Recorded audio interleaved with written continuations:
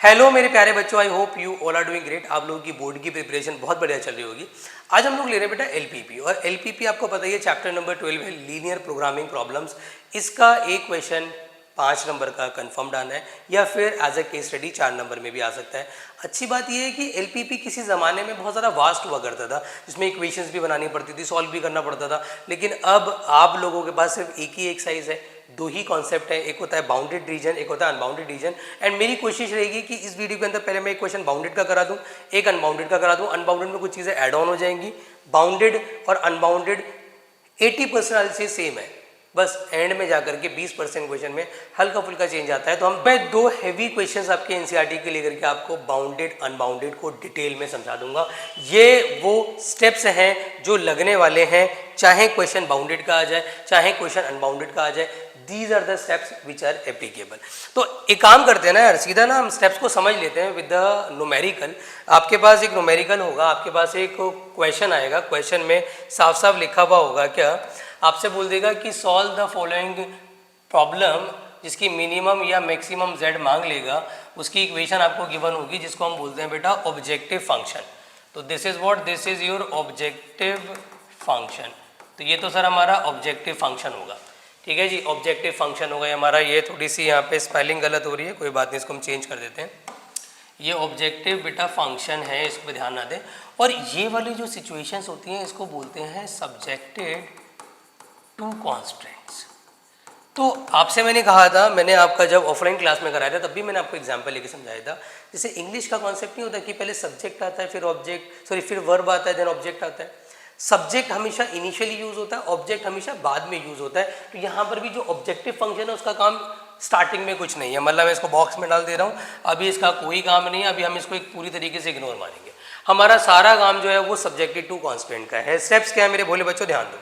सबसे starting step है कि first of all write all the equation of constants with only equality sign. मतलब जो भी आपके पास वहाँ पे सब्जेक्टिव फंक्शन है उसकी जितनी भी इक्वेशंस हैं एक्सक्लूडिंग दीज इक्वेशन, इसका फिलहाल कोई काम नहीं होता। एक्स इज ग्रेटर देन 0 ये सिर्फ इतना बताता है कि आपका जो शेडेड एरिया आएगा it lies in the first quadrant, और इसका कोई यूज़ कोई काम नहीं है, तो आप इसको इग्नोर भी कर सकते हैं। अदरवाइज ये हर क्वेश्चन में होगा ही, कोई क्वेश्चन ऐसा नहीं होगा इसमें ना हो। इसका सिर्फ इतना मतलब है कि जो हम शेडेड एरिया निकालेंगे ना एंड में, it must lie in the first quadrant, सिर्फ इतना ही इसका रोल है। तो स्टार्ट कैसे करेंगे सर, सारी इक्वेशन को लिखेंगे विद ओनली, मैंने क्वेश्चन भी ऐसे एग्जांपल ऐसे ले रहा हूँ जिनमें ओरिजिन से भी लाइन पास करेगी, सो डोंट वरी, मैं मैक्सिमम कॉन्सेप्ट इसमें कवर कर लूँगा। तो x प्लस का 3y इज इक्वल टू 60 लिया, x plus y is equal to 10 लिया, और x is equal to y लिया। फिर आप क्या करेंगे, इसके बॉक्सेस बनाएंगे। आपने इसके बॉक्सेस बनाए भाई, x y, x की जगह 0 लिया, आपने कम से कम कितने पॉइंट लेने हैं टू मेक अ लाइन, मैंने लिखा हुआ भी है, ये दूसरा स्टेप है हमारा, बेटा ध्यान देना। Make the lines on the graph by using these equations. मतलब जब आप इक्वालिटी के साथ इक्वेशंस लोगे उसका यूज़ करके आपने ग्राफ बनाना, बचपन में जो सीखा है। 2 पॉइंट ले लो, मोर देन इनफ है, आप हर किसी में 2 पॉइंट ले लो। तो यहाँ पर भी आपने 2 पॉइंट लिए, x की जगह 0 ले लो तो y 20 आ जाएगा, y की जगह 0 ले तो x 60 आ जाएगा। सिमिलरली एक बार x की जगह 0 लोगे 10, 0 लोगे 10, और सिमिलरली यहाँ पर भी आपको मिनिमम 2 पॉइंट्स की ज़रूरत पड़ेगी। तो x की जगह 0 लिया तो y भी 0 आ जाएगा। तो ये एक ही बार में दोनों 0 हो गए। तो अब ऐसा मत करना कि y 0 लेकर के x 0 करोगे आप, आपने कोई दूसरा पॉइंट लेना पड़ेगा, और कंपैरेटिवली सेम लेना। कि बच्चे क्या गलती करते हैं, x की जगह 1 डाल देंगे, y भी 1 आ जाएगा। यार खुद दिमाग लगाओ, आप x की जगह 1 1 लोगे तो उससे एडवांटेज क्या है, आपको सोचो ना, 60 पे जा रहे हो आप, क्या एक एक का गैप लेने वाले हो? तो नहीं ना, जब एक एक का गैप नहीं लेना तो what you have to do, आप ना 20-30 ऐसा पॉइंट ले लो, ज़्यादा बेटर रहेगा। मतलब what you can do, x की जगह 20 तो y भी 20 आ जाएगा। अब हम बनाएंगे इसका ग्राफ। इसका ग्राफ यहाँ बना दें क्या, वैसे बना तो सकते हैं, कोई दिक्कत नहीं है। चलिए तो हम बनाएंगे जी इसका ग्राफ। सबसे पहले y एक्सिस और फिर ले लिया x एक्सिस। गैप कितने कितने का ले लें सर, गैप ले लेते हैं 10-10 का, मैक्सिमम 60 है, तो यहाँ पे आ जाएगा 10, 20, 30, 40, 50, 60, 10, 20, 30, 40, 50, 60। चलिए सर अब क्या करेंगे सर, अब x की जगह 0 तो y 20 यहाँ आ जाएगा, और x की जगह 60 तो y 0 यहाँ आ जाएगा। तो एक लाइन तो हमारी सीधी सीधी कहाँ से पास कर जाएगी, एक लाइन तो हमारी ये पास कर जाएगी sir. This is our first line. फिर क्या था, x की जगह 10, y की जगह तो एक पॉइंट ये हो जाएगा 0,10, ये 10,0 हो जाएगा। एक लाइन सर हमारी यहाँ से पास कर जाएगी। चलिए जी, ये हमारी एक और लाइन हो गई। फिर x की जगह 0, y 0 ये हो गया सर, और x 20, y 20 लगभग यहाँ कहीं आएगा। तो एक लाइन हमारी यहाँ से भी पास कर जाएगी, ये ओरिजिन से पास करेगी लाइन हमारी। चलिए, तो ये हमारा बन गया डायग्राम सर, ये हमारा बन गया ग्राफ। पहले हमने ग्राफ बना लिया जी। अब हम क्या करेंगे सर, अब हम देखेंगे कि फिर मैंने अगला स्टेप क्या लिखा देख लेते हैं। अगला स्टेप है again write all the equation with only inequality sign. मतलब आपने दोबारा से सारी इक्वेशंस को लिखना है, इस बार इनइक्वालिटी का साइन लेना है। इनइक्वालिटी मतलब क्या होता है, लेस देन और ग्रेटर देन। तो what you have to do now मेरे बच्चों, आप यहाँ पे लिखेंगे ऑल्सो करके, ऑल्सो, और आप लेंगे इन इक्वेशन को जो ओरिजिनल इनइक्वालिटी है वही लेना। मतलब x + 3y पे कितना है, लेस देन 60। चलिए, और x + y पे कितना है, ग्रेटर देन 10, और x इज लेस देन क्या है, y। तो आप यहाँ पे क्या ले सकते हैं, सीधा आप यहाँ पुट करेंगे। देखो मैंने क्या लिखा है, अगला पॉइंट समझो भाई, पॉइंट 1 हो गया, पॉइंट 2 हो गया, पॉइंट 3 हो गया, point 4। Put that point into the in equation of the line which does not lie on a line. It's a very very important step. आपने एक ऐसा पॉइंट लेना है जो लाइन के ऊपर नहीं आना चाहिए और उसकी इनइक्वालिटी में डालना है। ज़्यादातर जो पॉइंट होता है वो ओरिजिन होता है 0,0, क्योंकि it's a safe point. But ध्यान रखना 0,0 आप इस लाइन के लिए ले सकते हो, इस लाइन के लिए ले सकते हो, बट इस वाली लाइन के लिए 0, 0 नहीं ले सकते क्योंकि वो उसी से पास कर रही है। तो what you have to do now, आप क्या करो यार, आप इसमें तो ले सकते हो 0, 0, तो आपने 0, 0 लिया तो 0 is less then 60, this condition will be true. तो अगर ये कंडीशन ट्रू है तो शेडेड एरिया क्या हो जाएगा, टूवर्ड्स दी ओरिजिन। तो ओरिजिन की तरफ कर दो, किसका शेडेड एरिया ओरिजिन की तरफ है सर, इसका। हल्का हल्का शेड करना, ज़्यादा नहीं, क्योंकि बेसिकली हमें एंड में क्या निकालना होता है जी, एंड में हमें कॉमन एरिया निकालना होता है। तो हल्का हल्का हमने शेड कर दिया।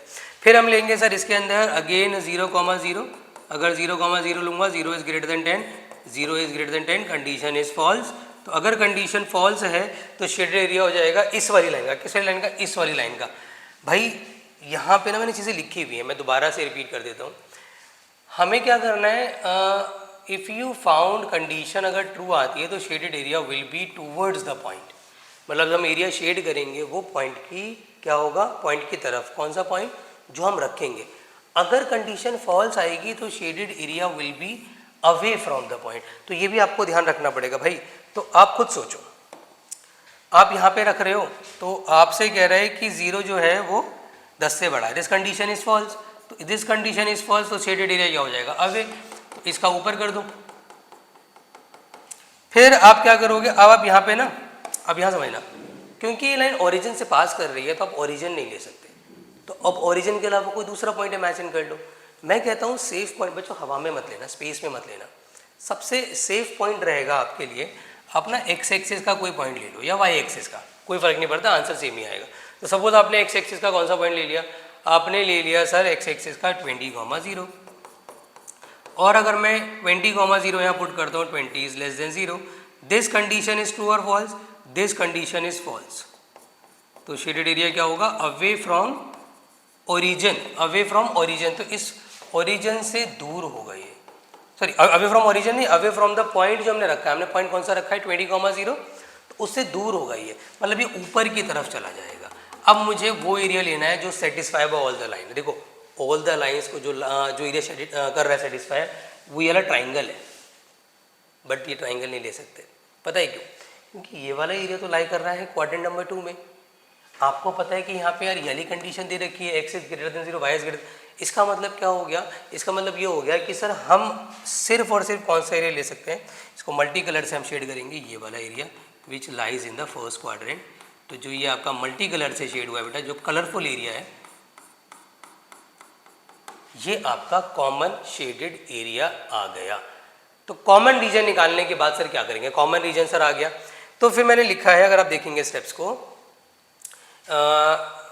हम स्टेप नंबर किस पे आ गए, 7 पे आ गए। स्टेप नंबर 7 क्या कहता, कहता find the common shaded region satisfied by all the line, वो हमने निकाल दिया। अब मैंने आपसे क्या बोला था, ऑब्जेक्टिव फंक्शन जो है वो एंड में यूज़ होगा। अब हम एंड में यूज़ करेंगे ऑब्जेक्टिव फंक्शन। मैंने क्या बोला है, find all the corner points of the shaded region and put all the points into the objective function for finding the maximum और मिनिमम z। तो मेरे भोले बच्चों, अब आप यहाँ पे सारे कॉर्नर पॉइंट्स लिख दो। एक कॉर्नर पॉइंट ये हो गया और इसकी वैल्यू हमारे पास ऑलरेडी है, इसको हम किसी अच्छे कलर से ले लेते हैं, ग्रीन कलर से लेते हैं। तो इसकी वैल्यू 0,20 हमें गिवन है। चलिए सर, इसकी वैल्यू ये हमारा बी पॉइंट एक और कॉर्नर पॉइंट हो गया, इसकी वैल्यू 0,10 हमें अवेलेबल है। एक ये अवेलेबल नहीं है और एक ये अवेलेबल नहीं है, तो इसके लिए मैं आपको एडवाइस करूँगा आप हेडिंग डालना पॉइंट ऑफ इंटरसेक्शन। या तो आपने ग्राफ बहुत अच्छा बनाया हो तो आप ऐसे करके कर सकते हो कि यहाँ से आपने मैच किया, यहाँ से आपने मैच किया और आपने देखा अच्छा कॉमन जो आ रहा है आपने वो कॉमन ले लिया। एक तरीका ये भी है, बेस्ट है, चलेगा। बट अगर आपको थोड़ा बहुत भी डाउट है कि आपका ग्राफ ऊपर नीचे हो रहा है, तो मेरी एडवाइस है कि 4C एंड 4D आप कैलकुलेशन कर लो। जैसे कि फॉर एग्जांपल अगर मैं यहाँ पे लिखता हूँ 4C, तो मैं देखूंगा C किस किस का इंटरसेक्टिंग पॉइंट है। इस लाइन का, ये लाइन कौन सी है, ये लाइन है sir x + 3y is equal to side, और इस वाली लाइन का, इस लाइन की इक्वेशन क्या है, x माइनस का y इज इक्वल टू 0। भाई एलिमिनेट कर दो, माइनस प्लस माइनस कट जाएगा, 4y इज इक्वल टू 60 आ जाएगा, y इज इक्वल टू 15 आ जाएगा। जब y 15 मिल गया तो x भी 15, तो ये वाला पॉइंट आ गया 15,15। और देखो हम अगर यहाँ पे निकालते तो हम कुछ और ही निकाल देते, क्योंकि ग्राफ हमारा कहीं ना कहीं गलत बना हुआ है। यहाँ से फिर भी 15 लग रहा है बट यहाँ से 20 लग रहा है, तो ग्राफ एक्यूरेट होना चाहिए। अगर ग्राफ एक्यूरेट बनेगा तो आप एग्जैक्ट भी निकाल सकते हो। फिर ऐसे ही आप डी निकालोगे, अब डी इस लाइन और इस लाइन का इंटरसेक्टिंग पॉइंट है, तो लिख देना हेडिंग फॉर डी। ये सारी कैलकुलेशन आप रफ में कर सकते हो, ये दिखाने की ज़रूरत नहीं है आपको। तो फॉर एग्जाम्पल मुझे पता है कि ये पॉइंट मेरा आने वाला क्या है, तो मैं सीधा लिख देता हूँ, यह आएगा 5,5। अब यहाँ पर आपकी बनेगी टेबल। अब यहाँ पे बनेगी आपकी टेबल। टेबल में आएंगे कितने कॉलम, टेबल में आएंगे हमारे 3 कॉलम, सॉरी 2 कॉलम आएंगे बेसिकली, क्योंकि एक में आएगा कॉर्नर पॉइंट और एक में आ जाएगा हमारा ऑब्जेक्टिव फंक्शन की वैल्यू। तो सर यहाँ पर हम लेंगे एक पॉइंट हमारा है 0,20 आई थिंक, एक कॉर्नर पॉइंट है हमारा 0,20, 0,10, ठीक है, 0,20, 0,10 और सी दे रखा है 15,15 और डी दे रखा है 5,5। यहाँ मैंने क्या लिया है सर, ये लिया है कॉर्नर पॉइंट्स, कॉर्नर पॉइंट्स। और यहाँ क्या आ जाएगी, यहाँ आ जाएगी वैल्यू ऑफ z, और z की इक्वेशन क्या है, ऑब्जेक्टिव फंक्शन यूज कर लो भाई अब, 3x + 9y। तो यहाँ आ जाएगा हमारा 3x + 9y। चलिए एक एक करके वैल्यू डालते हैं। अगर मैं यहाँ पे डालूंगा 0, तो ये हो जाएगा 0 + 9 × 20 एंड दैट विल बिकम 180। फिर मैं पुट करूँगा यहाँ पे, तो ये हो जाएगा 0 + 90 विच इज़ इक्वल टू 90। फिर मैं 15 पुट करूँगा तो 45 + 135 विच इज़ ऑल्सो 180। और मैं 5,5 पुट करूँगा तो 15 + 45 विच इज़ इक्वल टू 60। तो मैं सिर्फ आपसे ये पूछना चाह रहा हूँ कि what is the maximum value. तो सर ये दोनों हमारी जो है वो मैक्सिमम वैल्यू है and this is your minimum value. आपसे क्या मांग रहा था, आपसे मांग रहा था मैक्सिमम z। तो मैक्सिमम z कितना आ रहा है, 180 एट व्हाट, एट 0,20 एंड 15,15। और मिनिमम z कितना आ रहा है, मिनिमम z आ रहा है सर 90 एट व्हाट, 5,5। तो आई विश आप लोगों को क्लियर हो गया होगा बेटा कि बेसिकली मैक्सिमम और मिनिमम z की वैल्यू कैसे निकालनी है। सिंपल से स्टेप्स हैं, वो स्टेप आप फॉलो अप करोगे, आपका आराम से क्वेश्चन सॉल्व हो जाएगा। यू कैन सी कि ये वाले स्टेप्स हमने फॉलो करें और उससे हमारा ग्राफ बना। ग्राफ बनने के बाद हमने कॉमन रीजन निकाला, कॉमन रीजन के कॉर्नर पॉइंट्स निकाले और कॉर्नर पॉइंट्स को उठा करके एक एक करके ऑब्जेक्टिव फंक्शन में डाल दिया। और ऑब्जेक्टिव फंक्शन में जो भी हमें मैक्सिमम वैल्यू नज़र आ रही है वो हमारी मैक्सिमम z की वैल्यू होगी और जो मिनिमम वैल्यू नज़र आ रही है वो मिनिमम z की वैल्यू होगी। तो ये तो हो गया आपका बाउंडेड रीजन का। अगला कॉन्सेप्ट लिया है अनबाउंडेड रीजन का। अनबाउंडेड का मैं आपको शॉर्ट में समझा दूंगा। मैंने आपसे क्या बोला, 80% सेम है, जो थोड़ी बहुत चीज़ें डिफरेंट है वो मैं आपको बता दूंगा डिफरेंट क्या है। देखो करना वही है कि 2x - y is equal to -5 लोगे, अगला 3x + y is equal to 3 लोगे, अगला आप 2x - 3y is equal to 12 लोगे। इसके अंदर भी आपको बॉक्सेस बनाने पड़ेंगे, ऑब्वियस सी बात है। तो यहाँ पे भी आप डब्बे बना लो। आपने x लिया 0 तो y 5 आ जाएगा, y लिया 0 तो x माइनस का 2.5 आ जाएगा। और यहाँ पे भी आपने बॉक्स बनाया तो x की वैल्यू आपकी फॉर एग्जांपल 0 आ गई तो 3 हो जाएगा, 0 आ गई तो 1 हो जाएगा। यहाँ पर भी आ जाओ भाई, तो एक बार आपने अगर x की वैल्यू 0 ली तो -4 आ गई, 0 ली तो 6 आ गई। तो ये ग्राफ आपका बन जाएगा। इनफैक्ट अगर आप इनइक्वालिटी के साथ जाओगे, मैं ग्राफ इसका सीधा दिखा दूंगा आपको, इनइक्वालिटी के साथ जाओगे तो गड़बड़ क्या होगी, देखो इनइक्वालिटी के साथ अगर मैं लेता हूँ ऑल्सो करके, तो मुझे पता है सिचुएशन मेरी जो जाने वाली है वो बेसिकली जाएगी क्या, एक जाएगी 2x minus y is greater than -5, एक जाएगी 3x plus y is greater than 3, और एक जाएगी हमारी situation 2x minus 3y is less than 12।